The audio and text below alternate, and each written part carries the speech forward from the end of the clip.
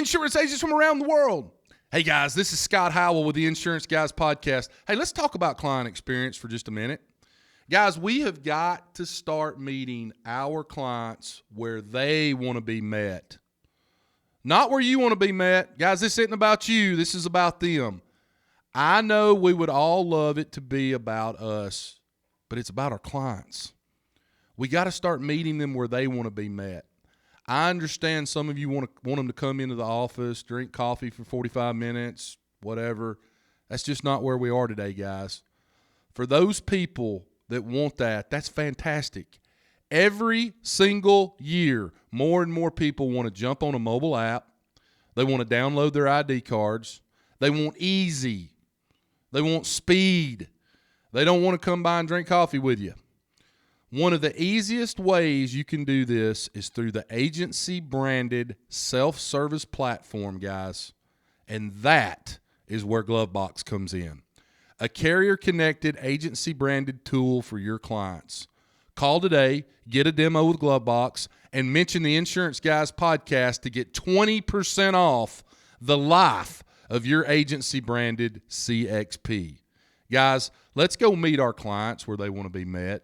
Easy, speed. Have a great day. Hey guys, it's Bradley. Every now and then a company comes across my desk that not only blows my mind in what they're able to accomplish, but we implement that particular technology at Portal and it completely changes the way we do business.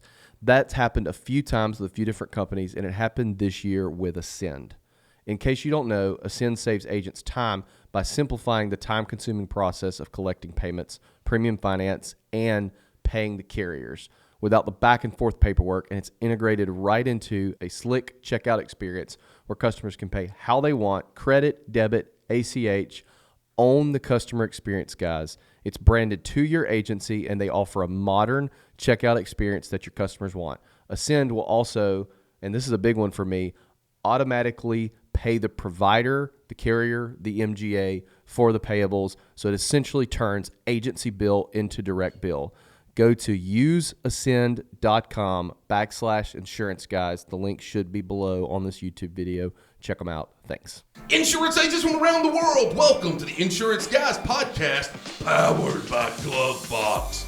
God, I love Glovebox. My name is Scott Howell, your fearless host and leader, insurance agency owner and insurance evangelist for I Protect Insurance and Financial Services, based out of Huntsville, Alabama. And before we get started on today's episode, please help me welcome. He is a 6'3" sophomore from Mobile, Alabama. Parade first team All-American, Rivals 5-star recruit. He is a fantastic insurance agent. And my friend, ladies and gentlemen, please put your hands together and welcome the incomparable Mr. Bradley Flowers. How are you, Bradley? Good to be back in the studio with you, Scott. Bradley, I think we need to tell all of our 250,000 insurance agents from around the world, before we introduce our all-star guest today, the story of what happened, what transpired 3 weeks ago. 3 weeks ago in our last podcasting session. I will start and I'll let you interject. Okay.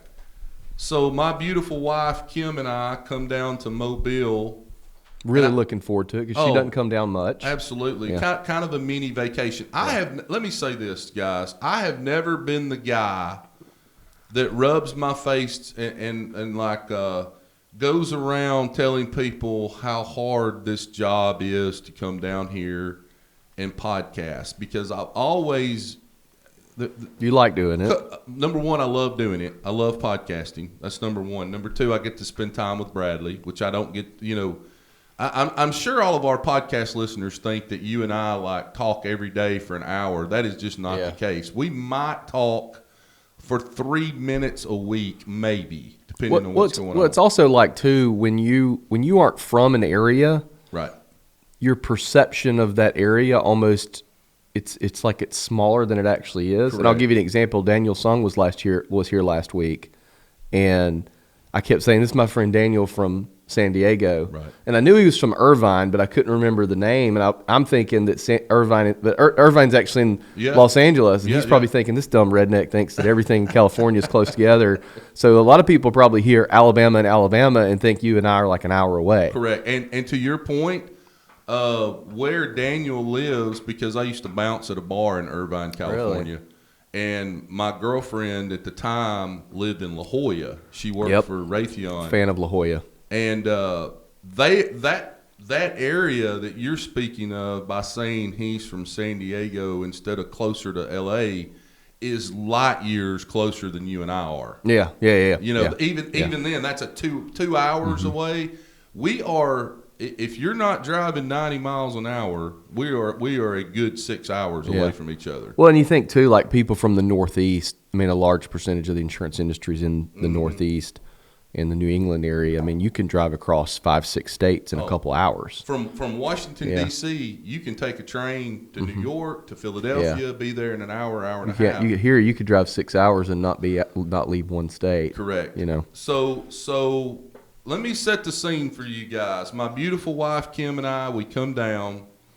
I'm excited. I'm going to get to spend time with Bradley. I'm going to get the podcast, which I love to do. I come in the studio on Monday morning. I feel fine. I feel great. Nothing's wrong. And secret time for just a second. And if you go back and listen to our last 3 or 4 episodes, I think you can almost hear it in my voice.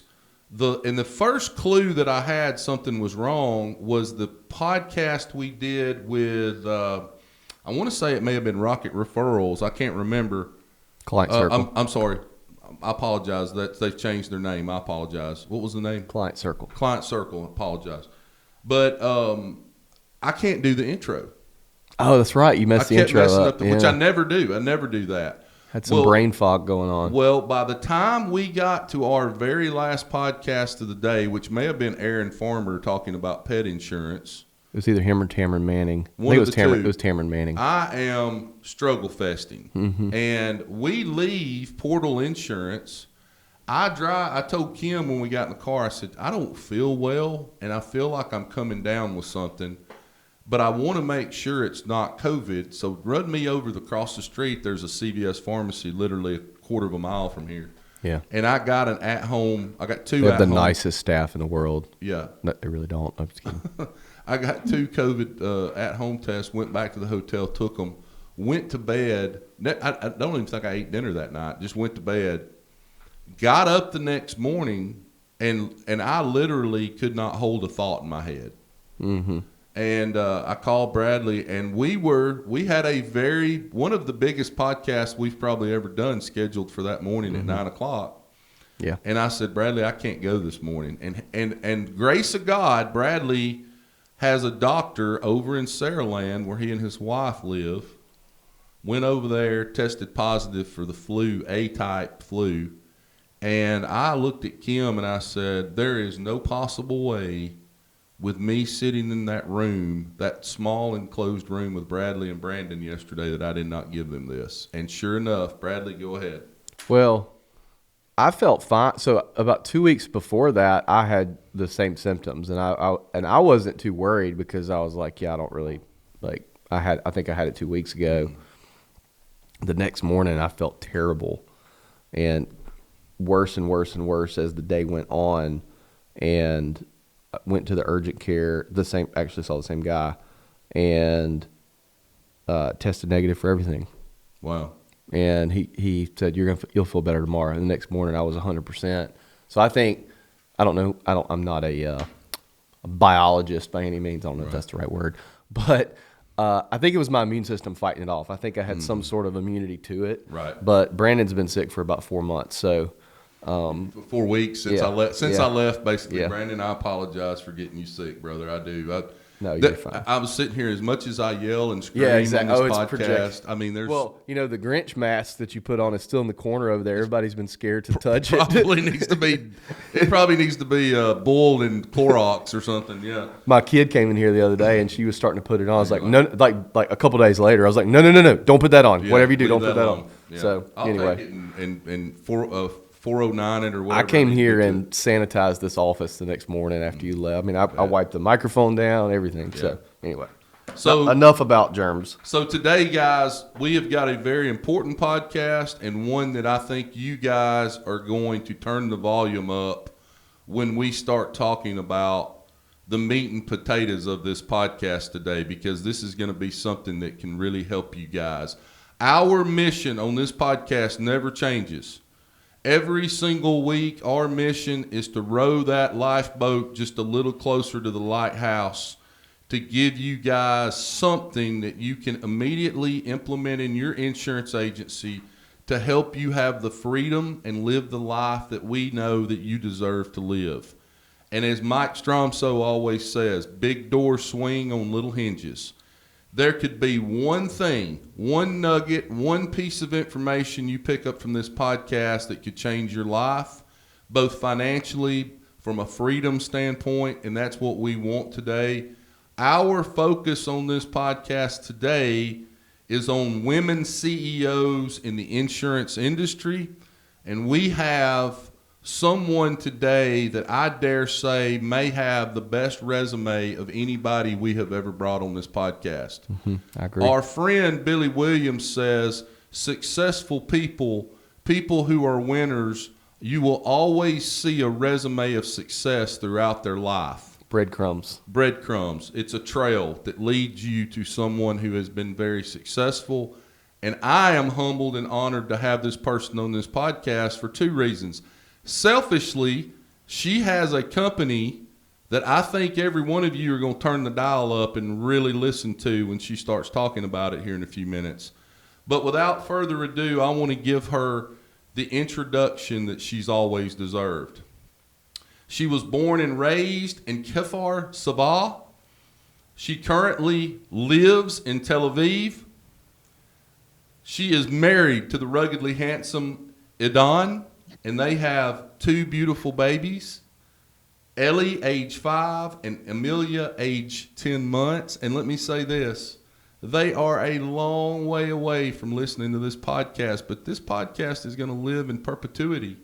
And one day, Ellie, when you hear this, Amelia, one day when you hear this, a long, long time from now, you are going to be so, so proud of your mother and what she's accomplished in her life. And you should be proud of her because, as I said earlier, she may have one of the best, if not the best, resumes of success that I think I have ever seen.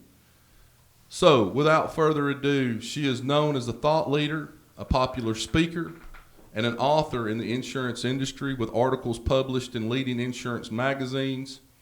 In 2020, she was named a top InsurTech leader by Accord, the largest American insurance organization. She additionally founded Parliament 51, a social impact venture promoting equal opportunities for women in the workplace.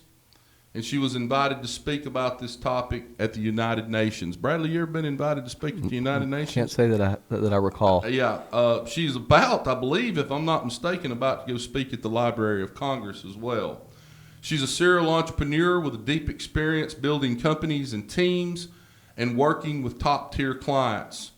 And since 2017, she has been the CEO of Leo, and that is what I want to talk about today, guys. And I want you to turn the volume up on your radio dial or your iPad or your phone when we start talking about this. I am wildly interested in this. Ladies and gentlemen, it is my profound honor today to introduce to you one of the leading women CEOs in the insurance industry, Miss Liri Segal. How are you, Liri?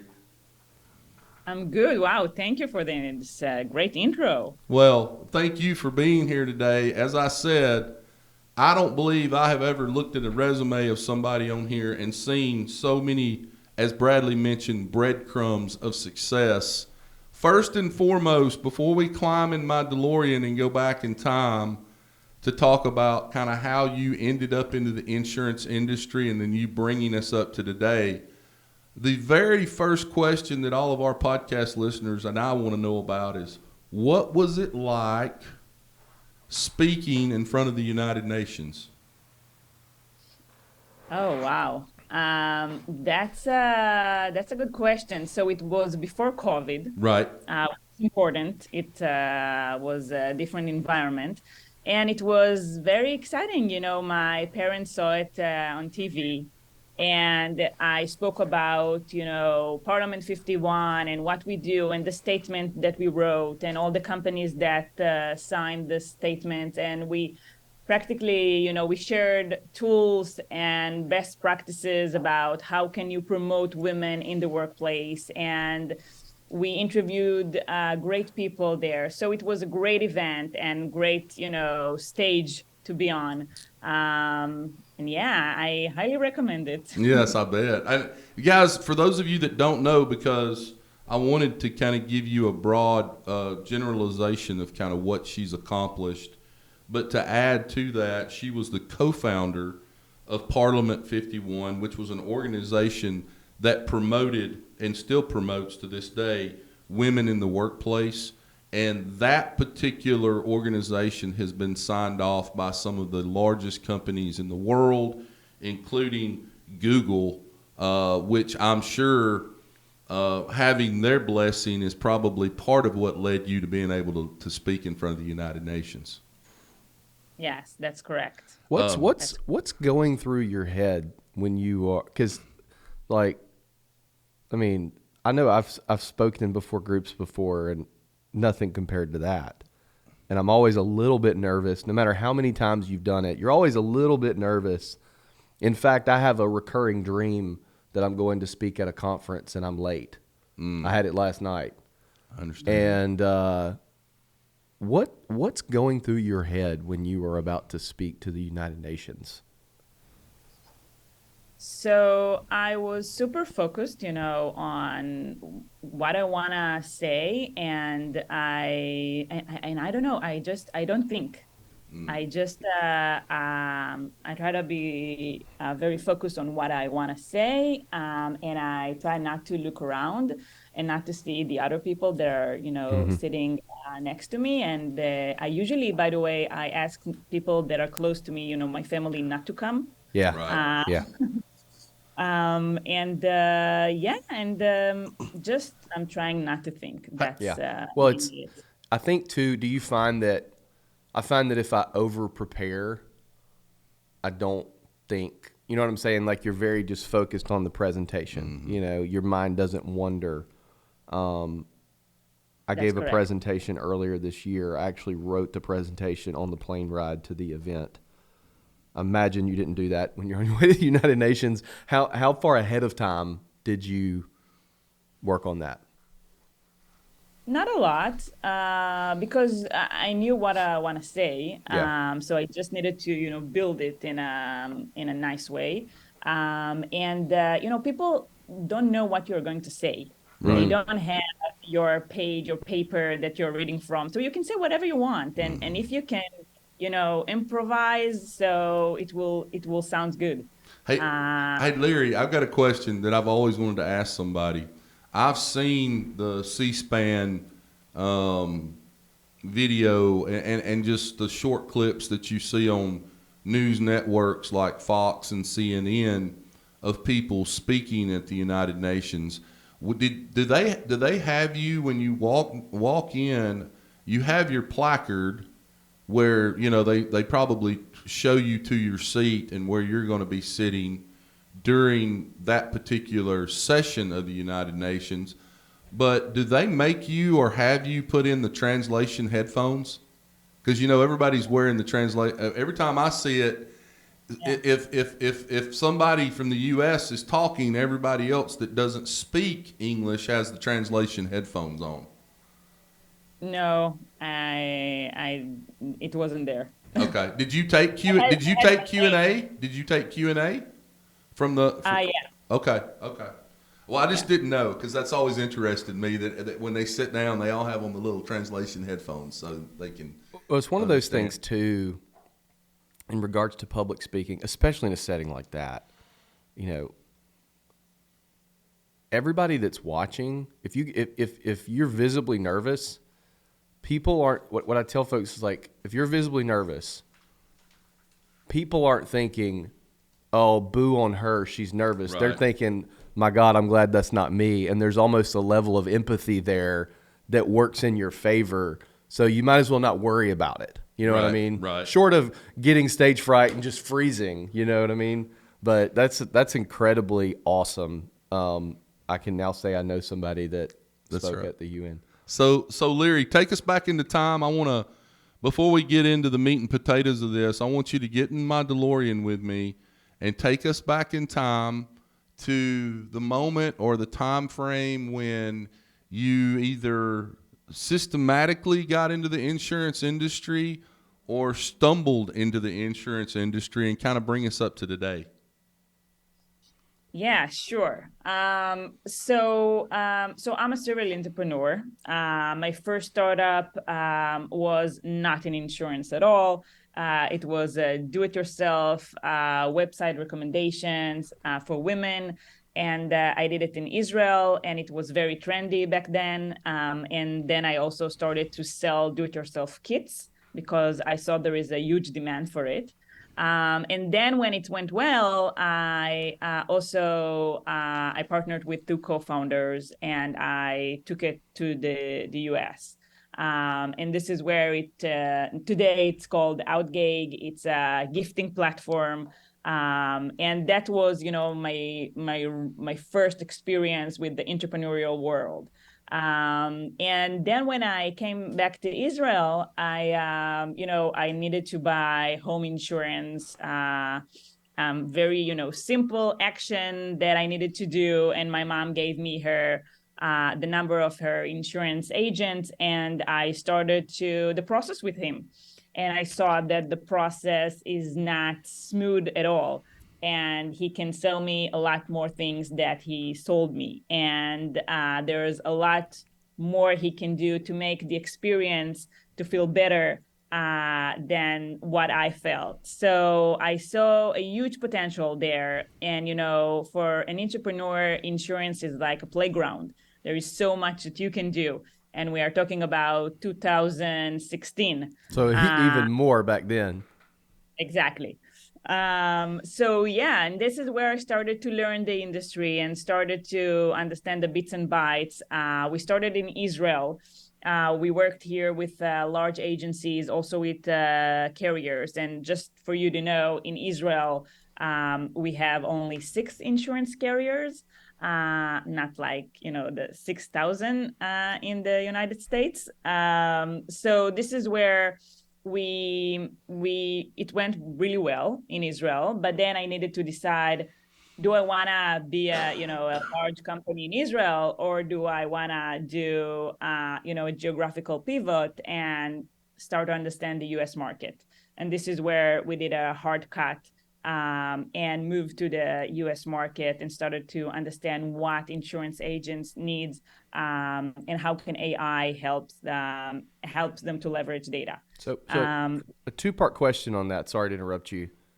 Why are there only 6 insurance carriers in Israel? And 2, when you look at Israel having only 6 insurance carriers and you look at the US, is it intimidating, or is it, oh my goodness, this is awesome, there's 30,000 insurance carriers? Right. What's the mindset there? So first of all, we are only about 8 million people in Israel. Okay. Well, you need only 6, or maybe there are I believe 2. Not a lot of risk you can spread there. And to put that into context, if I'm not mistaken, and you guys can Google this to send me a text and tell me how wrong I am, I believe that about 6 months ago, I Googled how many people live in the state of Alabama. Now remember, that's one state that makes up the entire United States of America. And I want to say in the state of Alabama, we have between 7 and 8 million people who live just in Alabama, which is not a very populated state compared to others. So that gives you some context of, the from a population standpoint, we are very close to having the same number of people in just the state of Alabama that they do in all of Israel. Exactly. Yeah. Exactly. By the way, you can drive from north to south in like 8 hours. In Israel, you can. Okay. Yeah. And here it's about 6 hours. So from the top of Alabama to the bottom of Alabama is about 6 hour drive to the beach.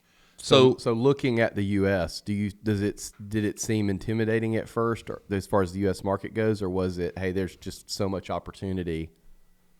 So we looked at the opportunity and we saw that, we have to make those changes in order to also see how we can fit the US market. Because in Israel, again, you can be big, but it will be, not as big as you can be in the US.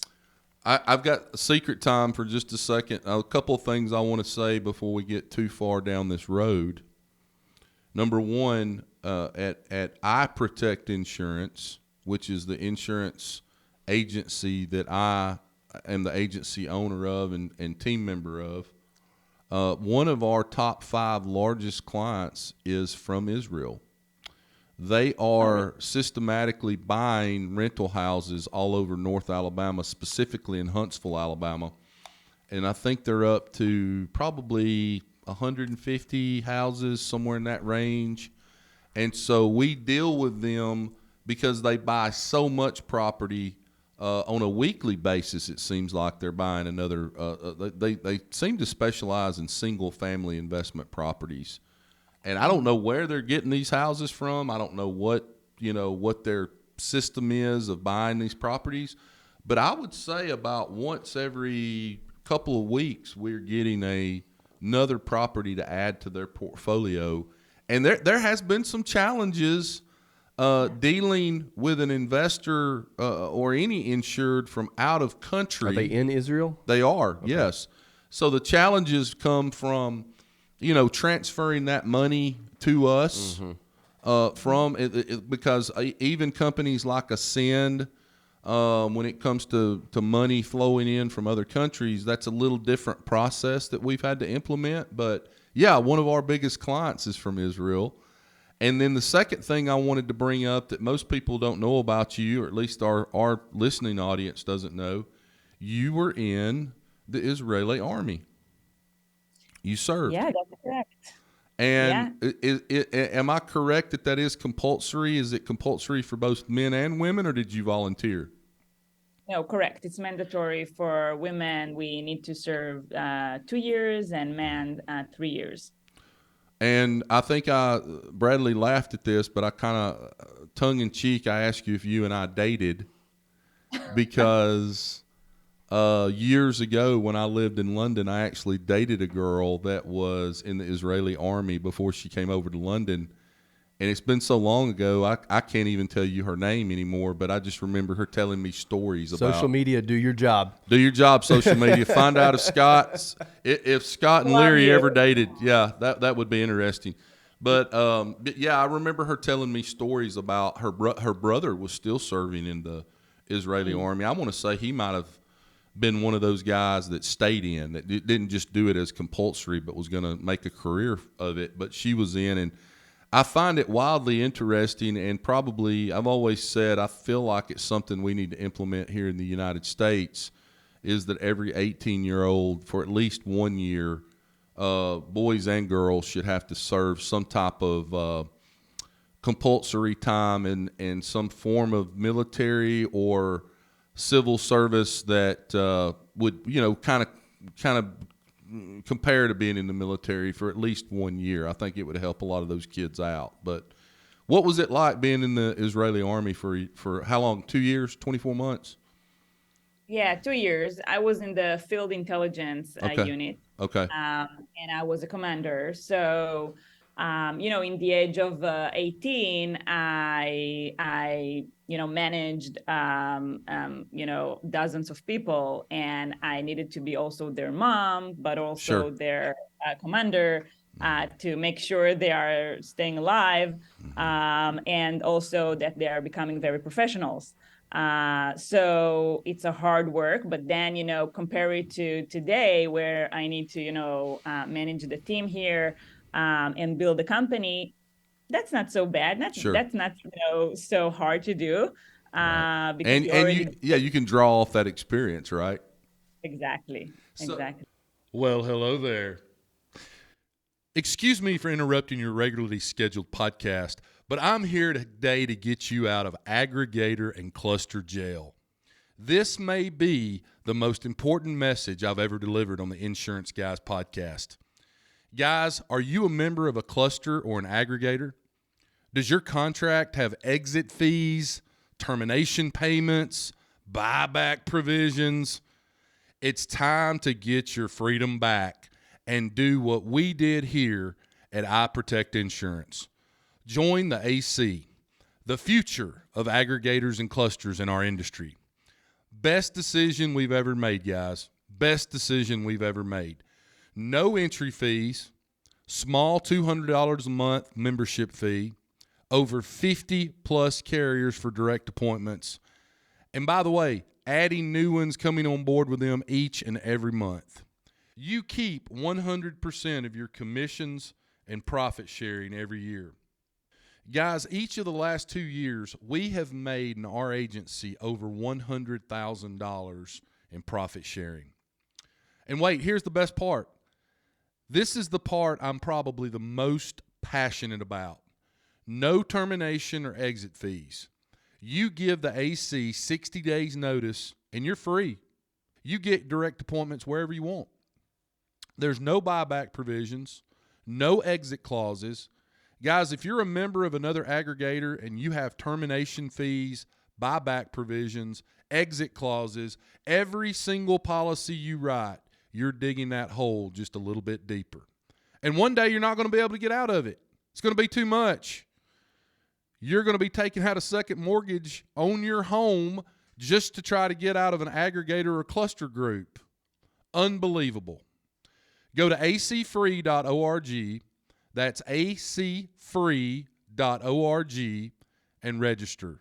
Find out why over 850 agencies and $3 billion in premium have chosen the AC. But wait, guys, there's more.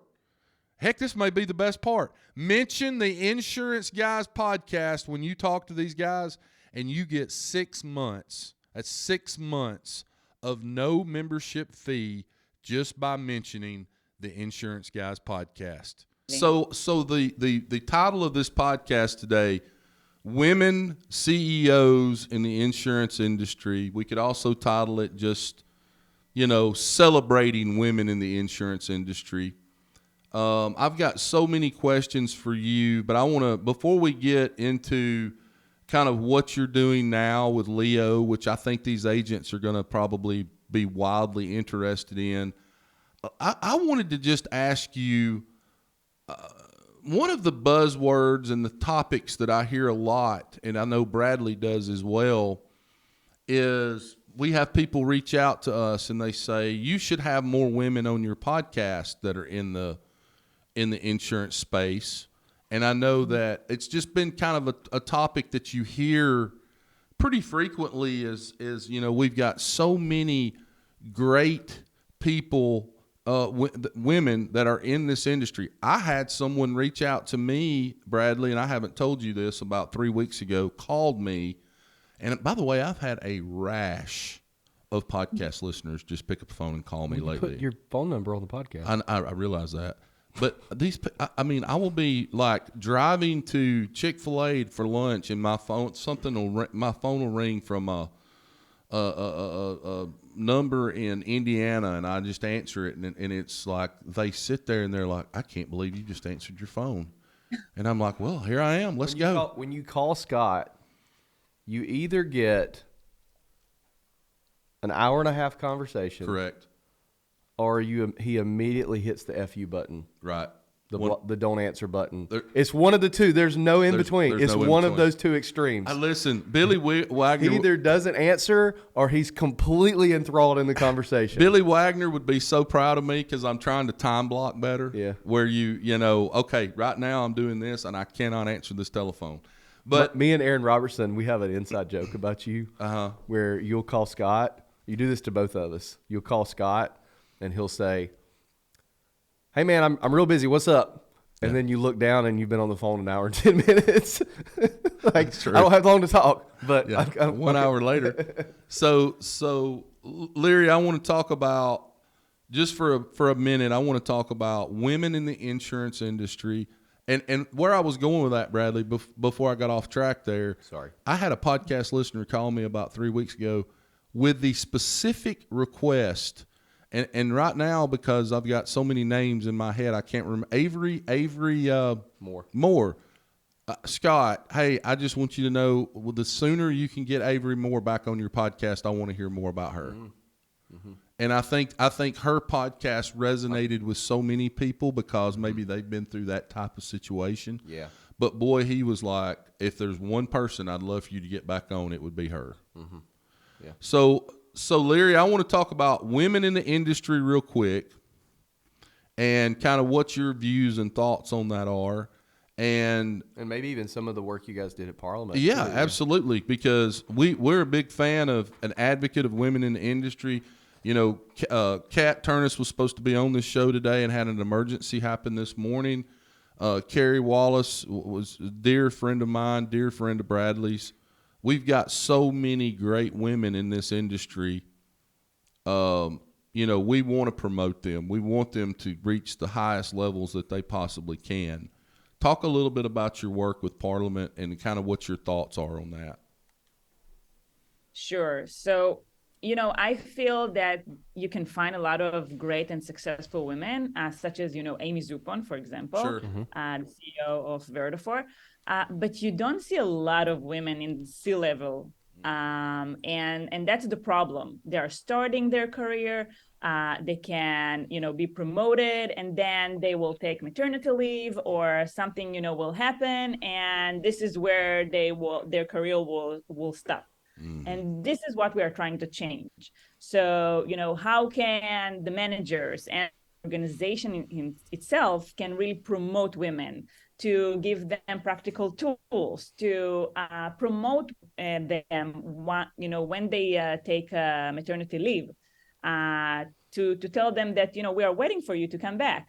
And you know, to give them workshops to the managers, not the women, how to promote women in their organization. So I think that's a key to see more women leading in insurance and other industries as well. So also, you know, in insurance, we see different organizations. So for example, Leo is also a part of Dive-In. It's an organization to promote diversity and inclusion in insurance. And we organized a panel with them in the last ITC in Vegas.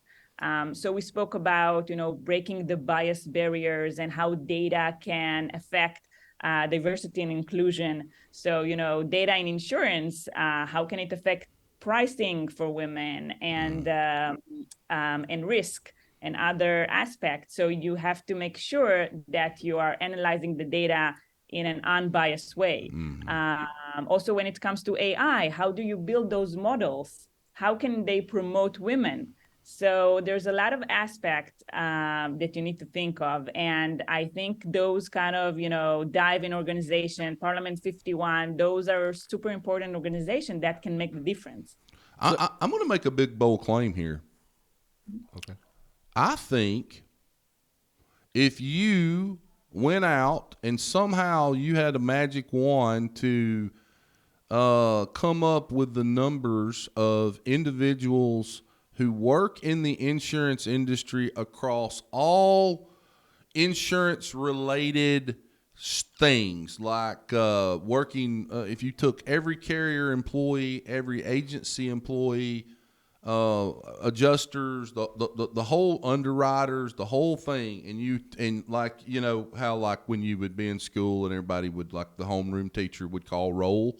If you did that across the entire industry, I will bet you there are more women in the insurance industry than there are men, top to bottom.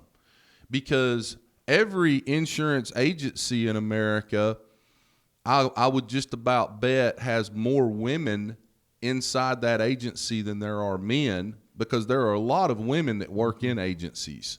Yeah. I'm including everybody, VAs, staff, account managers, personal lines agents, carrier reps, carrier underwriters. I will bet you money there are more women as a whole. If this was a pie chart, there's more women than men in the insurance industry. What do you think, Bradley? Am I right or wrong?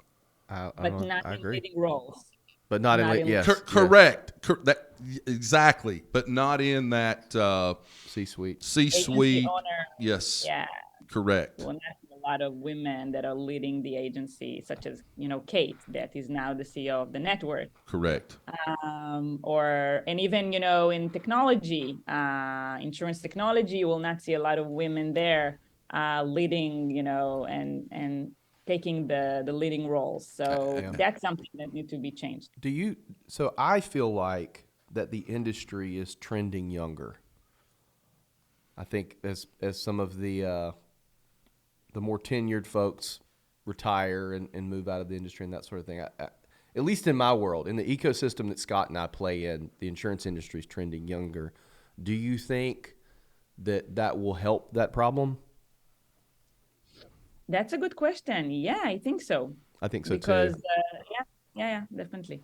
And I don't And know if we've announced it or not, but one of the reasons we wanted Kat on this podcast today was to make the announcement, and I think it's public knowledge now, so it's not like something we're going to have to edit out. But she is now the CEO of Indium. So here we have, we're celebrating women in the insurance industry. Kat is somebody that has reached that level that we're talking about right now from in a leadership position inside the industry. And I'll just go ahead and say it. I was involved in the hiring of her, and there was literally no one else that was considered. I mean, she was the perfect person for that. 1,000% agree. Yeah. She will make that successful. Agree. So let's talk for just a minute, Liri, and this is where I think our podcast audience needs to turn up whatever volume they have to listen to what you are involved with now, what you've been involved with, I believe, since around 2017, if I'm looking By at the way, your Brandon just Googled it for us, 60% women. 60% women. Mm-hmm. Brandon. Okay. Yeah. Thank you, Brandon. Pull that up, Brandon. Brandon, thank you. Finally got somebody over here that'll damn help me out a little bit. All these celebrity podcasts have 3 or 4 people like, Google search this or look this up. And they're on it like that, like Joe Rogan has, what's his name? Jamie? Yeah. Jamie? Our budget's a lot smaller. Yeah, I know. So I'm sorry, I got off topic here. Liri, I want to talk about, and this is what I wanted these agents to hear today because I think it can help them. Mm-hmm. You started I had never heard of this before you came on today, and we started having a small conversation about it before we got on this podcast. And I said, "Well, hold on, let's that's what we want to talk about." And by the way, Liri, so they demoed it for me a couple of weeks ago. When I see something really cool like that, I purposely don't tell Scott. That way his reaction, you know what I mean? Yeah, like we've done that a lot where it's like, hey, and he's like, oh my God, this is the most amazing thing I've ever seen. Unbelievable thing I've ever seen in my life. It makes the show better. And that's kind of when you started talking, I'm like, wait a minute. This is now we've got something that may really be able to help this agency force out there get better. So talk about Leo and what you're doing and what you have been doing, and give these agents something that they may want to take a harder look at today. Sure. So Leo is a sales intelligence assistant. We match your book of business with 40 million commercial lines prospects. We build the producer profiled according to your AMS, agency management system, and we have loaded into our system more than 40 million commercial lines prospect. And not only that, we also have insurance-related data such as 5500, OSHA, DOT. So once you find a prospect you like and you have the intelligence about that prospect, you can also push it to Salesforce or Agency Zoom. So, this is how we create a single pane of glass for the producers with the different platforms that you use today. We also, we built Leo for producers, with producers, and this is also because I'm not from the industry. I'm coming from the tech side. So we knew that we will have to work with different producers in order to make the best tool for what we are trying to solve. And this is why when you will look at Leo, we have the app and we also have the desktop version. It's super intuitive. easy to use. You don't need to have anyone in the agency to help you to get value out of Leo. You can use it if you are in a meeting with a client, if you are driving, because you can also use your voice. You can use it, from home, from the office, super easy. And it's for producer, not for the agency. And this is important. So we help you, with prospecting, and because we are integrated with your AMS, we also provide insight from your book of business. So it can be cross-sell opportunities, win-backs, and different insight about what you need to do today in order to get more sales. I always say that all you need is 8 minutes a day with Leo to increase sales. And we see it, and we see that it's working. So that's amazing. Give us an example of some of the data points that you guys can return on some of these prospects, because I was blown away at some of the things you guys were able to pull up. Yeah, so if it's employee benefits, so you can get 5,500 alerts prior to renewals. You get also, we have a referral lift, we call it. So we can find prospects that are similar to your current clients, and we can let you know that you can ask a referral from this specific clients of yours and to ask for those names, because we can know that probably he knows them. And this is where you will only need to click on a button, and you will have your email open already with an email ready for you to send. So we want to make all those processes super easy and with zero efforts for the producer. So if it's DOT, the Department of Transportation intelligence, that we can bring you on different prospects. If it's OSHA, state and government data insights that we have. So really all the tools that you need, all the data that you need in order to prospect better and to get better results. Wait a minute. I have a wait a minute too, but I'll let you go first. Wait a minute. I want to make sure I'm crystal clear on this. This is unbelievable. So you take a commercial producer. I'm just going to give you one in my agency, Bruce Payne, who is a generalist, but you can see in his book of business kind of the different types of risks that he's written that might lend you to. You're saying you can take his book of business and from that almost mirror what he's writing to then populate other risks in his geographic area that are similar to the risk that he has already written. And it sounded like she said that it gives you, and if I'm wrong on this, we can take this out, specific names in it. This person may be connected to this person. Does it tell you that too? Yes. So that's our referral lift mechanism. And I will. So now it becomes a warm lead instead of a cold lead. Exactly.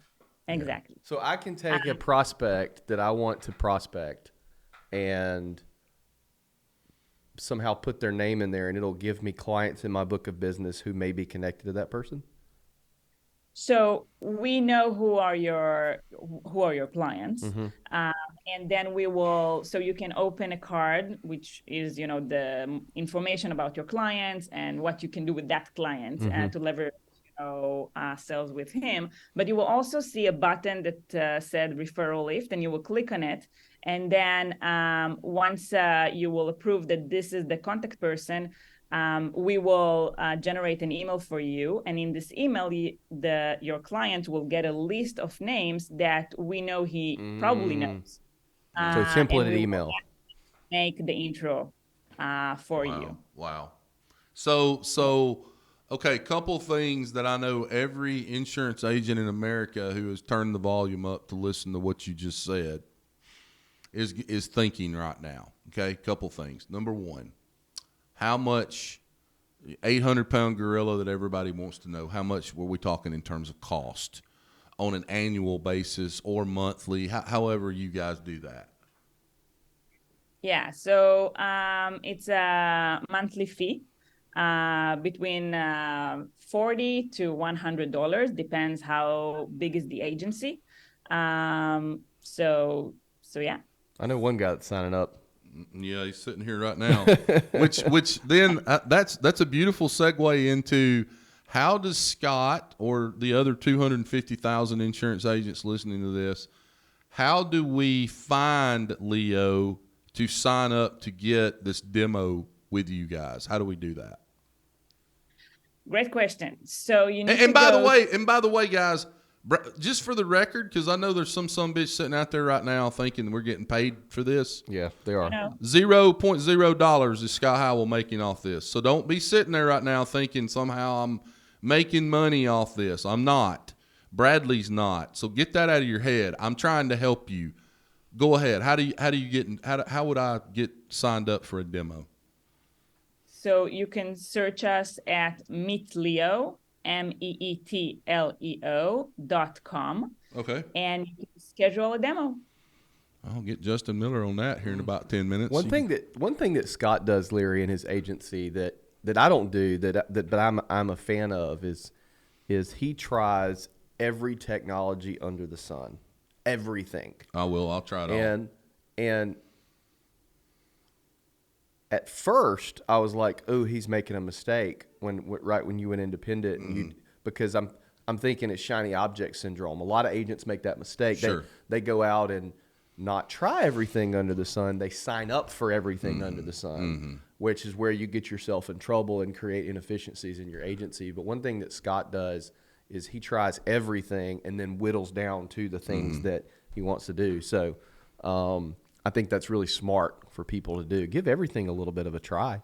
Yeah, I mean, why not? Something like this could change the trajectory of your agency, especially if you've got producers that are, they're busy every day. They're selling policies. They're doing what they do every day. And you add this tool that I could pick, if I'm an agent out there, I can pick up the phone and call one of my other clients or see where that client knows somebody that maybe I want to get in front of. Well, that just changed the whole trajectory of that phone call I'm going to make to John Smith, the plumber, because I can call and say, John, hey, I was talking to one of our clients the other day that we've had for a long time, and his name's Aaron Robertson. He's a plumber down in San Antonio down the street from you. We've got their insurance, and I just think we probably need to get yours too. So when can we meet?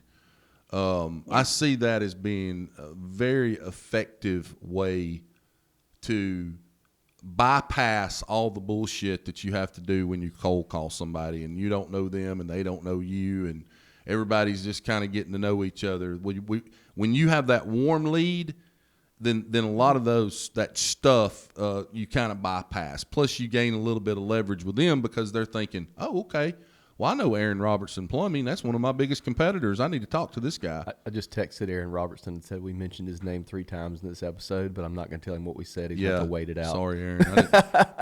I had Aaron on my brain this morning. He's a friend of ours. Yeah. So Leo sounds like to me a possible game changer relative to commercial insurance. You see more game changers on personal lines than you do commercial. You don't see a lot of game changers on commercial. I mean, Tarmica was kind of a game changer. I'm trying to think of some others that we know about. But this could potentially be something that as an agency, if you've got 3 or 4 commercial producers, man, I could see this just being a no-brainer. And where are all your integrations at? So we have full integration with AMS 360. We are part of the Orange Partner Program. Awesome. And also we are launching integration with Hawksoft. Awesome. We have an integration with Agency Zoom if you want to push leads, and Salesforce. And by the way, what we realized is that producers are having really hard time to update Salesforce or Agency Zoom all the time. So we decided just to, cut the process for them. And if they like a prospect, they can just push it from Leo to Salesforce, all the contact details. And we are working on more and more integrations and data lakes for sure, if it's a large agency. Wow. So that's what we do. We give producers reasons to call, and we feed them with important data And Scott, I happy that you liked it. I loved it. I love that idea. The integrations are really important, especially when it's a tool that's so different and so new from anything else that's out there. The integrations are super important. I've got a company or two in my head right now that are similar, that aren't focused on integrations, and they're screwing up. Right. But the integrations are so important because to add a tool in your agency that is completely different from anything else you're using, if it doesn't integrate with your system, you're adding steps. Therefore, that tool has to be that much more better. Correct. So it takes the pressure off really on both sides. So that's super important. I always tell agents, don't make your business whack-a-mole. You know, you're solving one problem over here and another one's popping up over here. Like, it's got to be, you know, well, and sync. another thing too is she mentioned integrating with Agency Zoom. Well, if you start asking producers, well, this doesn't integrate with that, so you're going to have to manually input this into the system, that's not going to happen. Yeah. You know, they might do it 2 or 3 times, and then the next thing you know, they're right back to doing what they were doing. That's just kind of how that goes. So to have it integrate with things like HawkSoft, AMS 360, Agency Zoom, which a lot of people use. But you have to think about what you want it to do too. That's right. I think a lot of times agents throw around the word integration without a real plan of how we're going to accomplish this and what it's going to do when it happens, right? Correct. If you tell your vendors that you want them to integrate, well, how do you want it to go? Because we can integrate, but you're just getting one piece of data that, you know what I mean? Like, right. We have to have a plan of what's actually going to happen. Well, I think for us, and I'm just speaking of our agency here right now, but from an integration standpoint, you really need to reach out to that person that's now what I call a warm lead. But on the backside, you need to set up your integrations and Agency Zoom for this prospect to automate 3, 4, 5 more touches over some period of time, and be very thoughtful on how you're going to do that. To, you know, what is there's an old adage somewhere that, you know, the average person you have to reach out to 7 times before they buy something. I could see integrating that most powerful sales tool in the world, the telephone, with integrating Agency Zoom, using the power of that to automate 3, 4, 5 more touches to that person, whether it's an automated video email introducing yourself again or thanking them for the call or whatever, and then maybe some drip campaign. Maybe they get a postcard in 2 weeks. You know, something to kind of automate the sales process. Absolutely. You know, I could see that being very important. Liri, let's talk a little bit before we get off this podcast. What does the future look like for you, and for Leo, and just overall women in the insurance industry? Any message that you'd like to send to them today? I know that's a broad statement, but So we want to be mandatory in every agency. So if you are planning on, establish your own agency, or you're thinking what you want to add to your agency, that will be Leo, because you will know that that's the way you can increase revenues, and to work, as in the most efficient way that you can, and get the most out of your data.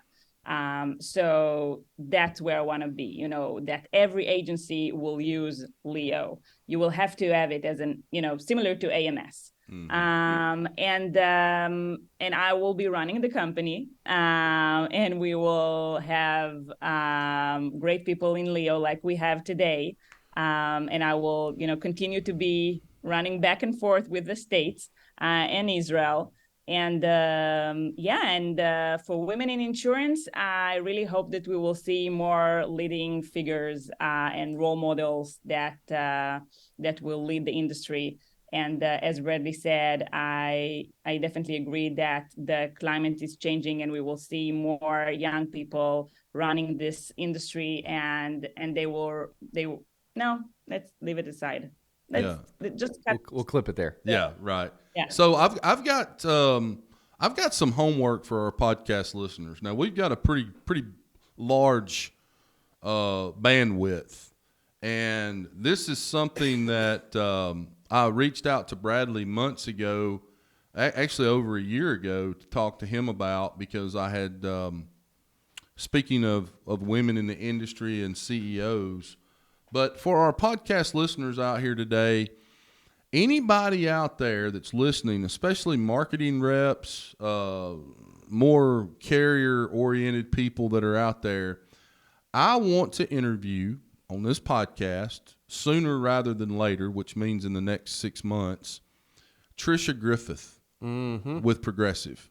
I tried to make that happen like 2 or 3 times. I'm a fanboy. I'm a fan. I've read a number of articles about her because she'll come on. She'll be in like an industry publication every now and then with an interview.